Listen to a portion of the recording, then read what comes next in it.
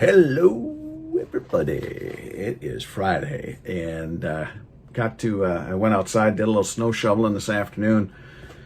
Spent the morning on phone calls and Zooms.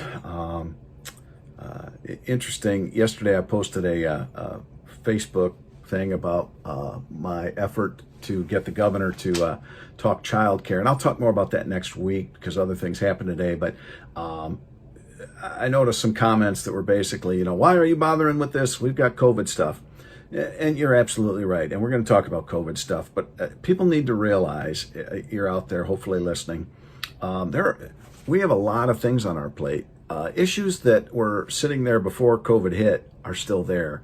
Roads, again, Chair of Transportation, fixing the roads and helping our locals get more help them to spend that money that they do get more efficiently. That's my goal as Chair of Transportation, to fix the roads in a smart way. And as a representative, one of the things I've learned is, we talk about good housing and jobs, good jobs, but we also need daycare and childcare for those young families. And if we don't, we're in trouble. And our childcare is down about 50% in the last 10 years. We're losing people, and there are reasons for that that'll go in. So, but what I want to do is next week is the state of the state, and the governor, I want her to address the fact that childcare needs to be brought out of the shadows. And that's what that press release was for. And that's what I'm talking to the press about. We need to get the word out. We need people to understand that childcare is a massive problem in this state. And it will help us if we get our childcare back on track. And the worry I have is that the governor is going to take up childcare, but she's going to do it like she's done everything else, with blinders on and unilaterally. And I'm trying to bring her back and say, look, you got to talk to us, Governor. There are people in the legislature. I've worked with all sorts of work groups and people who are in this, and we've got some good ideas. I'm willing to work with the governor. I don't know if the governor is willing to work with me. What I've seen in past when it comes to childcare was I got the department, Laura, to be okay with the bills I had, but the governor's office said no, without any real explanation. So that's what that press release was for. That's what I'm going to move forward. I want to shine the spotlight on the need for childcare in this state. You might not see it, and you might think, it's a waste of time because we need to focus on this. Well, I tell you what, I got to multitask, and all good legislators do. So this is an area that I am focusing on, and I need the governor to pay attention, and then the governor to work with us. And I want to hold her feet to the fire and get her to come to the table and talk. So that's what that was about. That's what I'm trying to do in these next few days.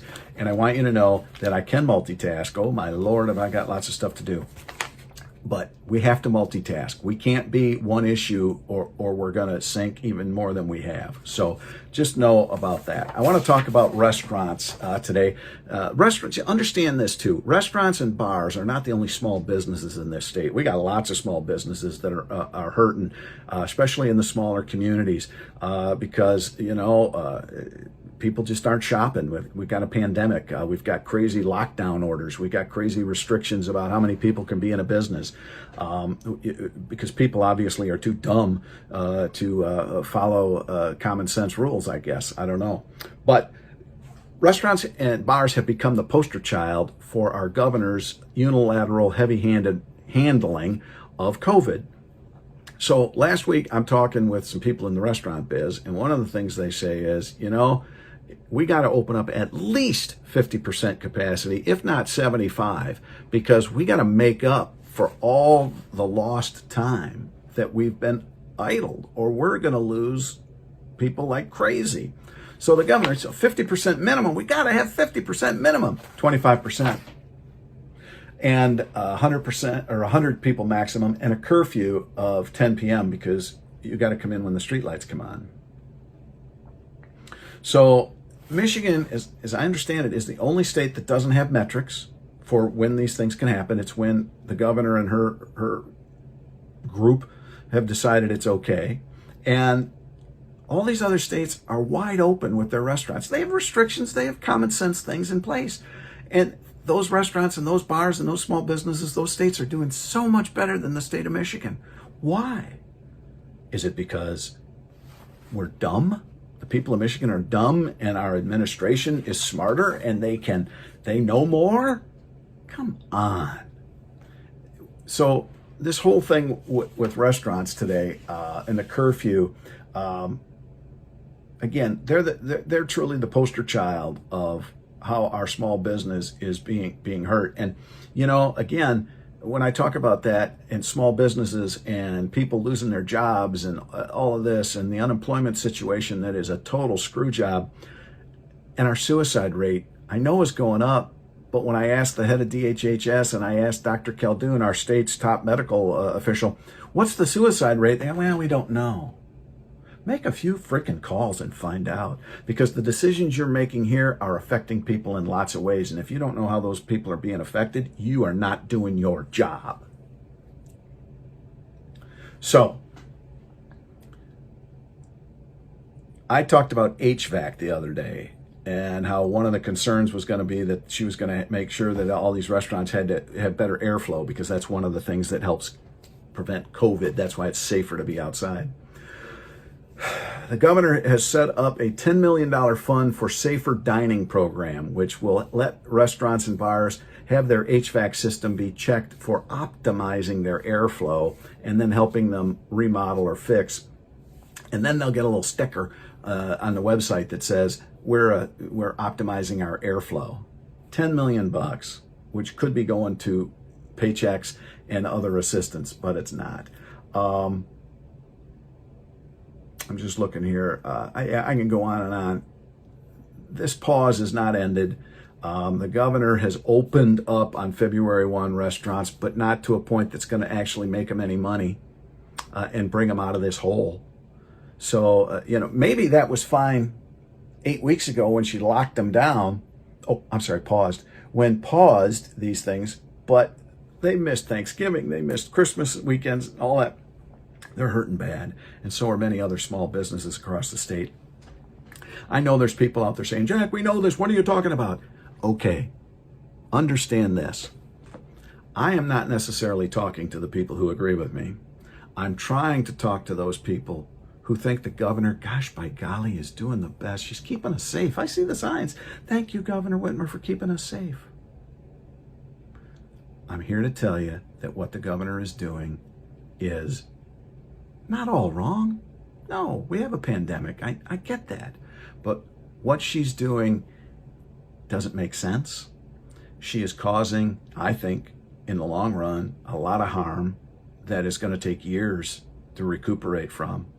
So, again, if you agree with me, I'm not talking to you per se, but maybe I can give you a tip or something that you can then use to explain to somebody else, as opposed to just ranting. And I get the rant.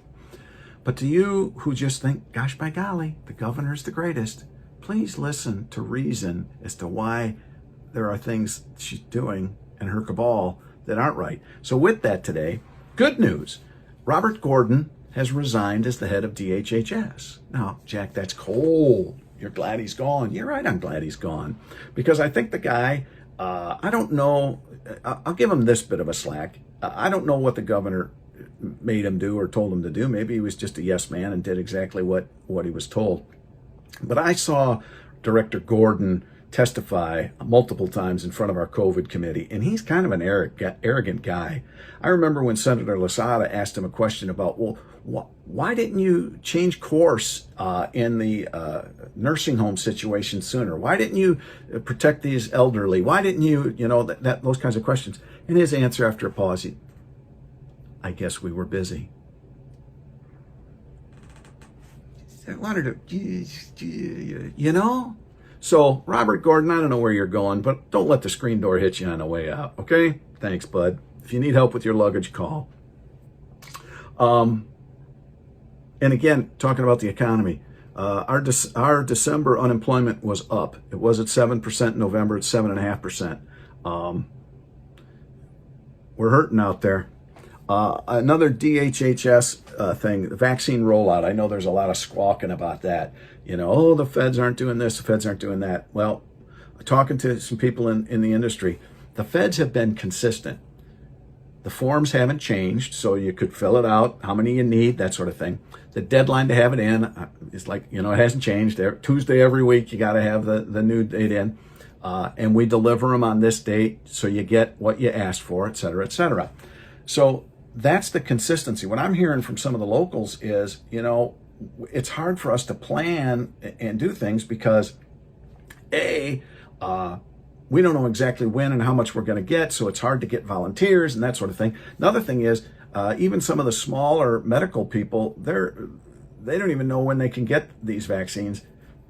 Point is, if we've got 1 million vaccines that have come to the state, why are only 500,000 in arms?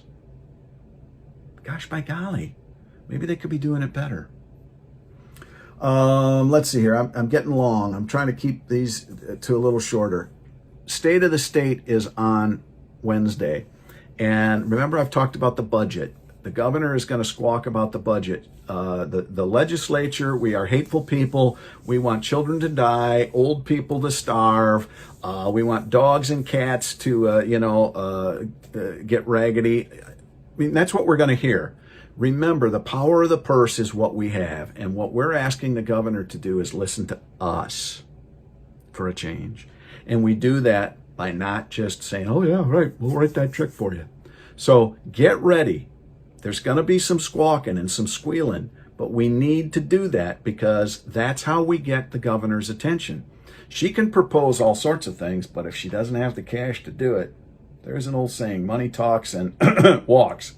So we're gonna fight. So I'm just warning you now, especially if you're one of those in the middle. Oh, what do we do? Oh, wait, what? The governor? They're not helping the governor.